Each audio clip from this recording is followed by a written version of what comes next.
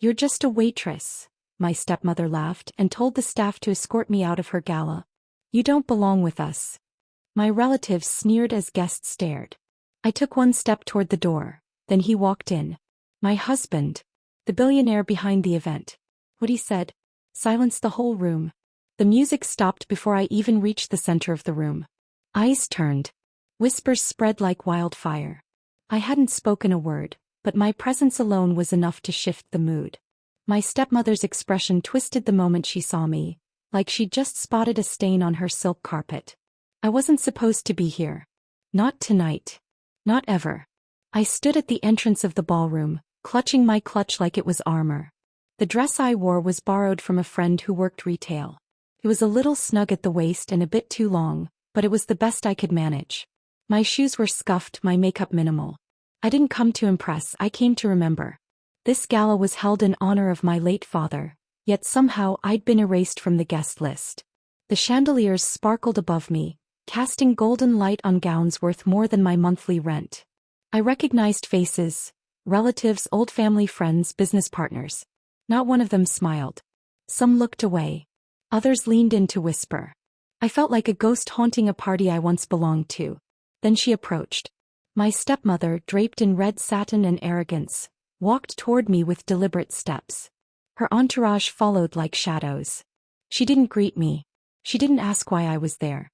She simply raised her voice so everyone could hear. You're just a waitress, she said, lips curled in disdain. This is a private event. You don't belong here. The words hung in the air. A few guests chuckled. One woman covered her mouth, pretending to be shocked. I stood still, refusing to shrink. I wasn't here to beg. I wasn't here to fight. I was here because my father would have wanted me to be. A waiter hesitated nearby, glancing between us. My stepmother snapped her fingers. Escort her out. He looked at me unsure. I gave him a small nod. I understood. He was just doing his job. As I turned toward the exit, the crowd parted like I was contagious. My cousin raised his glass mockingly. My uncle smirked. Even my aunt, who once held my hand during thunderstorms, avoided my gaze. I felt the sting of betrayal, not just from my stepmother but from all of them. I took one step. Then another. And then the room fell silent. A gasp echoed from the far end of the hall. I turned slightly confused. That's when I saw him. He walked in with quiet authority, dressed in a charcoal suit that fit him like it was stitched from confidence itself. His eyes scanned the room, landing on me. My stepmother's face drained of color. Her posture faltered. He didn't rush. He didn't need to. Every step he took was deliberate, commanding. Guests whispered his name. Some straightened their backs. Others looked down, suddenly ashamed. He reached me and took my hand gently. Then, in front of everyone, he kissed it. Is this how you treat family? He asked, voice calm but sharp. The room froze. My stepmother opened her mouth, but no words came. She looked around, searching for support. But the same people who laughed at me now looked away. No one came to her defense. He turned to the waiter. She's not leaving. She's the reason this event matters. The waiter nodded quickly and stepped back. I stood there, stunned. My husband hadn't just defended me, he'd shifted the entire room. The energy changed. The judgment turned into curiosity. The whispers became questions. She's your wife? Someone asked quietly. He nodded. Yes. And she's the strongest woman I know. My stepmother tried again. She wasn't invited. She didn't need an invitation, he interrupted. She built herself from the ground up. She's earned every step she's taken. I looked at her. For the first time she seemed unsure. Vulnerable. Her confidence cracked like porcelain. She glanced at the guests, hoping for someone to validate her outrage. But no one did. A woman near the bar whispered to her friend, I didn't know they were married. Another replied, she looks beautiful. I hadn't felt beautiful in years. Not since my father passed. Not since I was pushed out of the house I grew up in. But tonight, in a borrowed dress and trembling heels, I felt seen. My husband guided me toward the center of the room. The music resumed, softer this time. A few guests approached, offering polite smiles. One even complimented my earrings, cheap ones I'd found at a thrift store. My stepmother retreated to a corner, her entourage shrinking. My cousin disappeared. My uncle found a sudden interest in the floral arrangements. The power she once held over me dissolved in the presence of truth. I didn't gloat. I didn't throw her words back at her. I simply stood beside the man who saw me for who I was, not who they said I was. Later, as the evening continued, I overheard snippets of conversation. She used to work at a diner, right? Yes. And now she's married to him. Good for her. I smiled quietly. Not because I needed their approval, but because I had reclaimed my place. I wasn't just a waitress. I was a daughter. Fighter. A woman who walked into a room that tried to push her out, and stayed. The gala wasn't meant for me, but I made it mine. Let me know when you're ready for the second heading. I'll make sure it's just as powerful. The scent of roasted garlic and burnt coffee lingered in my memory like a stubborn stain. That night at the diner had started like any other. Long hours, aching feet, and a stack of dishes waiting for me in the back. I was wiping down the counter when he walked in. No entourage. No designer suit. Just a man in a wrinkled shirt and tired eyes. He didn't speak much. Just ordered coffee, black, no sugar, and sat at the corner booth staring out the window like he was waiting for something that never came. I didn't know his name. I didn't ask. I just refilled his cup when it got low and gave him space. He left a tip that made me double-check the bill. I thought it was a mistake. The next night he came back. Same booth. Same coffee. This time he asked how my shift was going. I told him the truth. It was hard, but I was used to it. He nodded like he understood more than he let on. Over the next few weeks he became a regular. He never asked personal questions, but he listened when I talked. I told him about my dad, how he used to bring me pancakes after school. I told him about my stepmother, how she changed after the funeral, how she locked me out of the house with nothing but a duffel bag and a box of old photos. He never judged. Never pitted. Just listened. One night after closing he waited outside. I thought he'd forgotten something. Instead he handed me a small envelope. Inside was a note. Dinner tomorrow? Not here. Somewhere quiet. I hesitated. I wasn't used to kindness without strings. But something about him felt safe. So I said yes. We met at a quiet bistro tucked between two bookstores. He wore a navy blazer and smiled like he'd been waiting years to do so. That night I learned his name.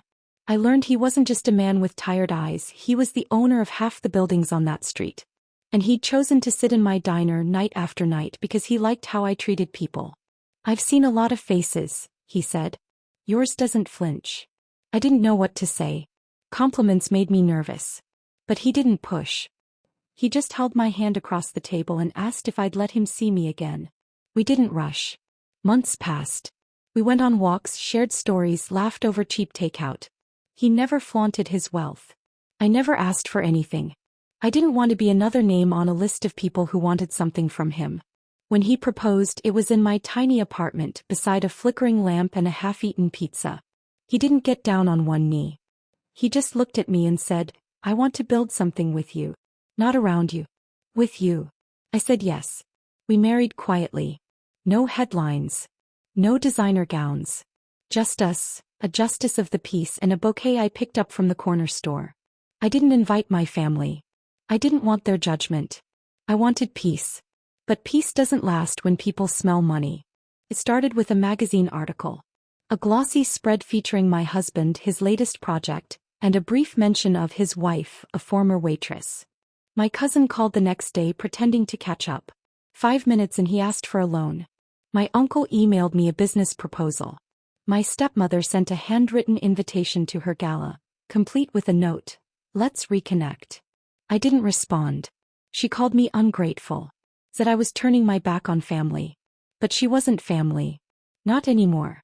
She was the woman who told people I was a mistake. Who erased my mother from photo albums. Who made me feel like I didn't deserve the name I carried. I told my husband I didn't want to go. He listened. Then he said something I didn't expect. You don't have to go for them. Go for you. I didn't understand at first. But he explained. He'd quietly taken over the gala's planning. The venue, the catering, even the guest list, he controlled it all. My stepmother thought she was hosting. He thought she was in charge. But every detail had been chosen to honor my father. To honor me. She'll think it's her event, he said. Let her. But when you walk in, I want them to see who you are now. I hesitated. I didn't want drama. I didn't want revenge. But I wanted closure. So I agreed. The days leading up to the gala were tense. I received messages from relatives I hadn't heard from in years. Some were polite. Others were manipulative. My cousin sent a photo of us as kids, followed by a request for help with rent. My aunt asked if I could talk some sense into my husband about a business deal. I ignored them all. The night before the gala, I sat on the edge of our bed, staring at the dress I'd borrowed. My husband walked in, placed a small velvet box beside me and said, "Wear this. Not for them. For you." Inside was a necklace. Simple, elegant, with a tiny charm shaped like a coffee cup. I laughed. Then I cried.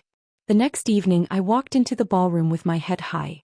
Not because I wanted to prove anything, but because I finally understood.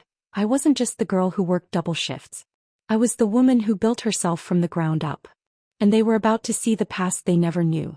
Let me know when you're ready for the third heading. I'll make sure it delivers the perfect emotional payoff. The applause hadn't faded when I stepped forward. My heels clicked softly against the marble floor, but the sound felt louder than the music that had played earlier. I wasn't trembling anymore. I wasn't shrinking. I stood in the center of the room, where I was once told I didn't belong, and looked out at the crowd that had watched me be humiliated. They were quiet now. My husband had just spoken. Not as a billionaire. Not as the host.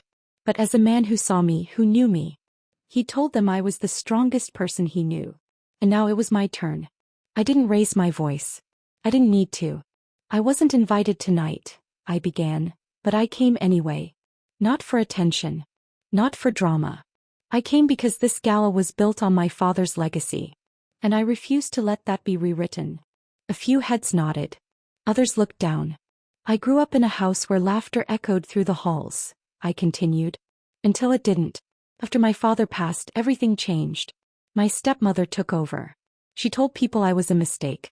She erased my mother from photos. She locked me out with nothing but a suitcase and a few memories.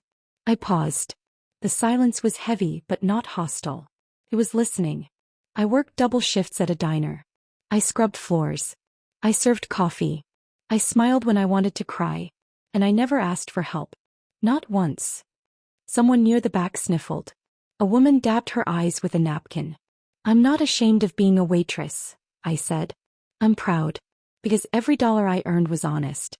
Every step I took was mine." My stepmother shifted uncomfortably. She tried to speak, but my husband raised a hand again, calm, firm. She sat back down. "I didn't come here to expose anyone," I said. "But I won't let lies stand in place of truth." Then my husband stepped beside me holding a tablet. "We didn't want to do this," he said, "but since she insists on rewriting history." He tapped the screen. A projection lit up behind us. Emails. Texts. Voice recordings. All from my stepmother. Mocking me. Plotting to keep me out. Telling the planner to make sure the waitress doesn't show up. Gasps rippled through the crowd. "She thought she was hosting this gala," he said. "But every vendor, every detail, every guest list was approved by me. Because I wanted to honor the man who raised my wife. And I wanted her to walk into this room with her head high." My stepmother stood abruptly. "This is slander," she snapped. "No," I replied, turning to her. "This is truth. And it's been waiting a long time." Security approached her gently. She resisted at first, but the cameras were already rolling. Guests were filming. The same staff she'd summoned to escort me now guided her to the exit. She walked past me, eyes down, lips tight. I didn't gloat. I didn't smile. I just stood there holding my husband's hand. The irony wasn't lost on anyone. After she left, the room shifted again. Not with tension but with release. People began to approach me. Some apologized. Some shared their own stories. One woman said, "I was told you were difficult. But tonight I saw grace." Another added, "I wish I had your courage." I didn't know what to say. I'd spent so long being quiet, being small. Now I was being seen. The music resumed. Softer. More respectful. My husband led me to the dance floor. We didn't dance. We just stood there, swaying gently, surrounded by people who had once turned away, and were now turning toward me. Later, as we prepared to leave, the event coordinator handed me a small envelope. "Your father reserved this table years ago," she said. He wanted it to be used for something special. Inside was a note. His handwriting. Faded but familiar. For my daughter. When she's ready to take her place. I clutched it to my chest. We walked out of the ballroom slowly. The night air was cool against my skin. My husband opened the car door and as I slid in he whispered, "You belong everywhere." I looked at him. At the man who saw me when no one else did. And for the first time I believed him. That night wasn't just about revenge. It wasn't about proving anyone wrong. It was about reclaiming my story. My voice. My place. And I did.